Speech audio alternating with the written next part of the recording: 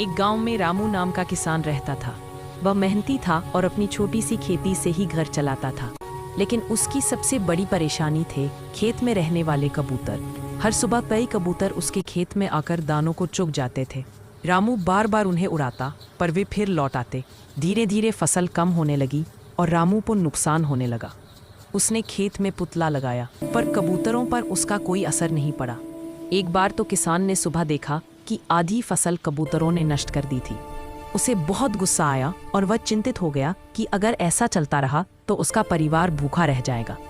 गुस्से और मजबूरी में रामू ने एक जाल बिछाया और दाने बिखेर दी। जैसे ही कबूतर दाने चुगने आए, जाल उन पर गिर गया। कुछ कबूतर उड़ पाए, लेकिन एक मोटा सा कबूतर फंस गया। रामू ने उसे उठाया और बिना सोचे समझे मार दिया। हालांकि रामू को लगा कि उसने अपनी फसल बचा ली, लेकिन उस कबूतर के मरने के बाद बाकी कबूतर उस खेत से दूर हो गए। खेत अब सुरक्षित था, लेकिन कभी कभी रामू को उस दिन की घटना याद आती और उसे मन ही मन दुख होता कि अगर कोई और तरीका होता तो शायद उसे किसी जीव की जान न लेती।